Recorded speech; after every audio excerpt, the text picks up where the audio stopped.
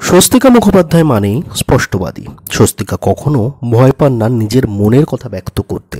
তাতে কার কাছে তিনি ভালো হবেন বা কার কাছে খারাপ হবেন সেসবের তোয়াক্কাই করেন না বা ধার ধারেন না স্বস্তিকা। একইভাবে বিনোদনের জগতেও কিন্তু তিনি একই রকম সাহসিকতা বজায় রাখেন। ছবির স্বার্থে যদি তাকে সাহসী সিনও করতে হয় তার জন্যও কিন্তু তিনি কখনো পিছপা হন না। সম্প্রতি নিজের আসন্ন ওয়েব সিরিজ বিজয়ের প্রমোশন করতে এসে আনন্দবাজার পত্রিকাকে দেওয়া এক সাক্ষাৎকারে নিজেকে অপদার্থ মা বলে বসলেন স্বস্তিকা।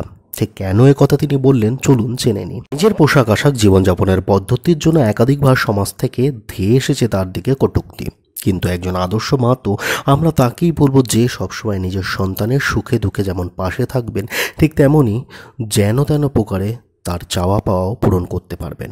2001 সাল থেকে উপার্জন করছেন স্বস্তিকা।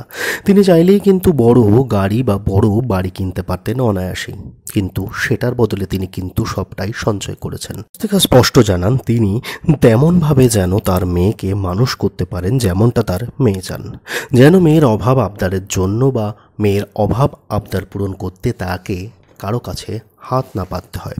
বর্তমানে তার মেয়ে কিন্তু বিদেশে পড়ছে, কিন্তু মেয়ের পড়াশোনার জন্য তিনি কখনো ব্যাংক থেকে এক ফোঁটা ঋণও নেয়নি। আরও বলেন, মা হিসেবে আমার নিজের প্রতি আস্থাটা এর জন্য থাকবে যে আমার সন্তান যতদিন পড়াশোনা করতে চায় সেটার ব্যবস্থা করে রাখতে পেরেছি এবং রাখছি এবং রাখব। নাকি মা হিসেবে আমার কোমর অবধি চুল হওয়া উচিত সেটা পারলাম না বলে ভাববো। আমি সিগারেট খেতে ভালোবাসি, আমি বন্ধু বান্ধবদের সঙ্গে মদ খেতে ভালোবাসি, আমি একেবারে অপদার্থ মা। আমি কোনটা বিশ্বাস করব? নিজেকে অপদার্থ মা বলে স্বস্তিকা কিন্তু সমাজের প্রতি একটা প্রশ্ন রাখলেন।